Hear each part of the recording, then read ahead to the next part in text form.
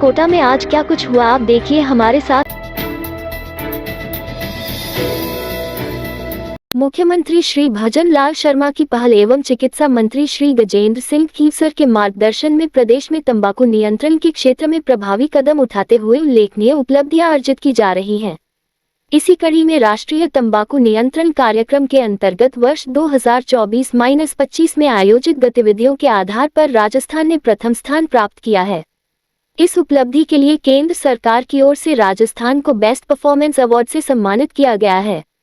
नई दिल्ली में शुक्रवार को आयोजित समारोह में भारत सरकार के स्वास्थ्य एवं परिवार कल्याण मंत्रालय की अतिरिक्त सचिव श्रीमती वी हैकली झिमोमी एवं अतिरिक्त उप महानिदेशक डॉक्टर एल स्वास्थ्य चरण ने यह अवार्ड प्रदान किया।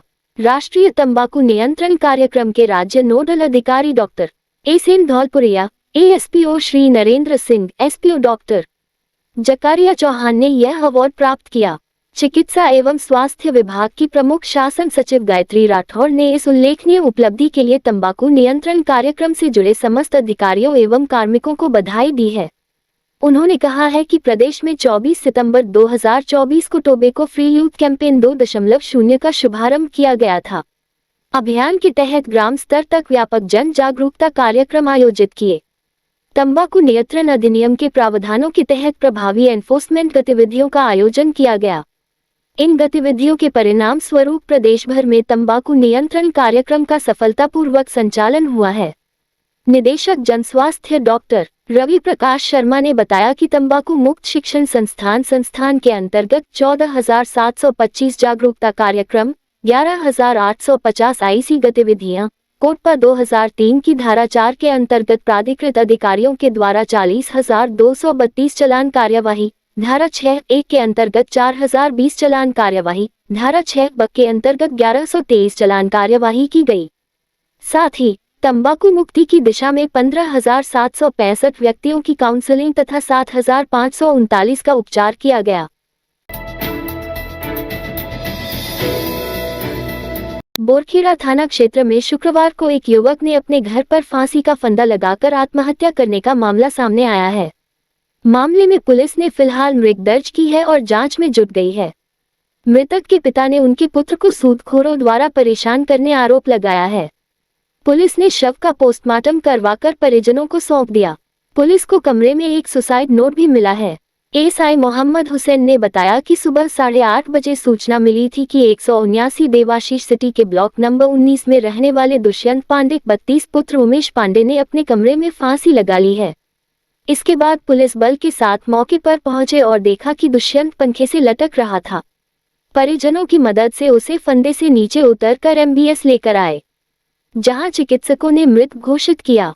मौके पर एक सुसाइड नोट मिला है, जिसमें पैसों के लेन देने का मामला सामने आया है, जिससे कई दिनों से परेशान चल रहा था, जिससे तंग होकर फांसी लगा ली है। परिजनों ने भी सूदखोरों के खिलाफ रिपोर्ट दी है। मामले फिलहाल मृत्यु दर्ज किया गया है, जांच की जा रही है। पिता उमेश पांडे ने बताया कि बहुत साल पहले उनके पुत्र दुष्यंत ने महावीर नगर में एक दुकान खरीदी थी। पिता का आरोप है कि उसको दुकान के चलते रवि और नरेंद्र नागर ब्लैकमेल कर रहे थे। करीब 15 से 20 लाख रुपए 5 लाख के बदले में दे चुका था, फिर भी और डिमांड कर परेशान कर रहे थे। उसने घर का सामान भी बेच दिया। अभी उसकी शादी नहीं हुई थी, अकेला ही रहता था।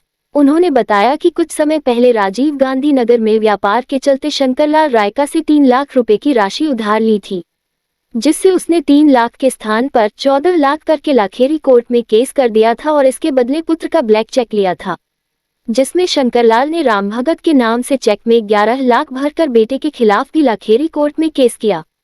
इसके बाद से उनका पुत्र दुष्यंत मानसिक अवसाद में आ गया था, जबकि राम भगत नामक युवक को नहीं जानता हूँ।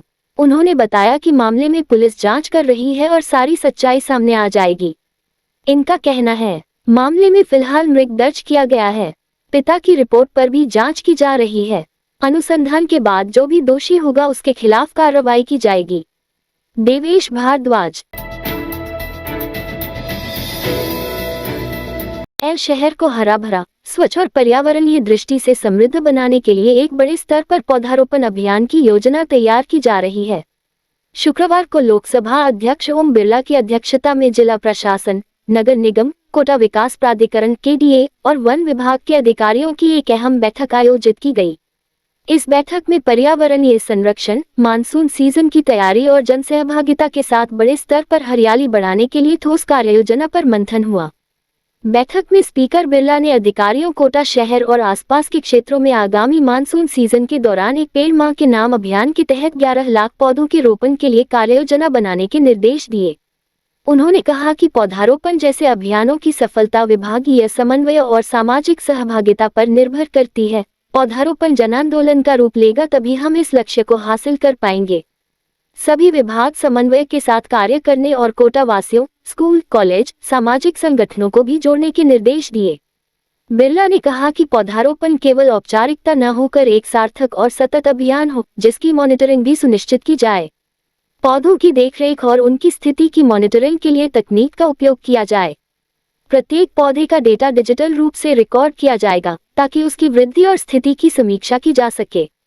उन्होंने कहा कि यदि किसी बड़े चिन्हित क्षेत्र में पौधारोपण किया जाता है, तो वहां ट्यूबवेल की व्यवस्था कर ड्रिप सिंचाई प्रणाली के माध्यम से पौधों को पानी देने की व्यवस्था की जाए। इससे पौधे सूखेंगे नहीं और उनकी सर्वाइवल रेट भी बढ़ेगी। औद्योगिक इकाइयों, संस्थाओं को सहभागी बनाएं। बिरला ने सुझाव दिया कि औद्योगिक क्षेत्रों में कार्यरत विभिन्न इकाइयों के साथ समन्वय स्थापित कर जनसहयोग के माध्यम से पौधारोपण किया जाए और पौधों की सार संभाल की जिम्मेदारी भी उन्हीं को सौंपी जाए। इस कार्य में स्वयंसेवी संस्थाओं की सहभागिता भी सुनिश्चित की जाए, ताकि यह अभियान सामाजिक दायित्व और उत्तरदायित्व की भावना से संचालित हो सके।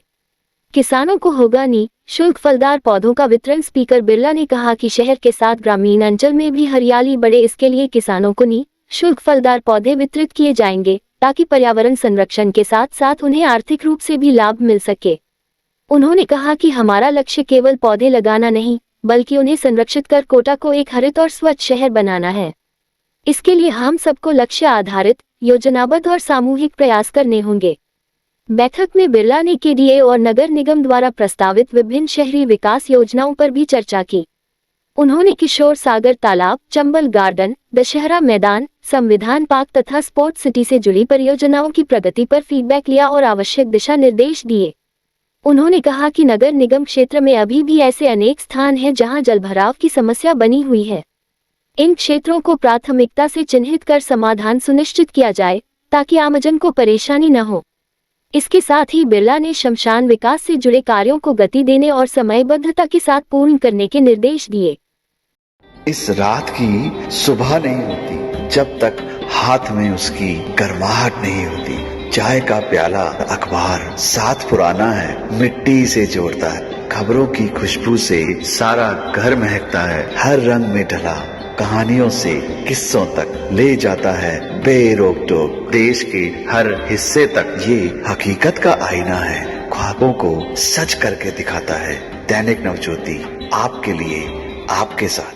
ये थे आज के मुख्य समाचार। विस्तार से जानने के लिए पढ़ते रहिए दैनिक नवज्योति। दैनिक नवज्योति के YouTube चैनल को सब्सक्राइब करें और ताज़ा अपडेट के लिए बेल आइकॉन दबाएं।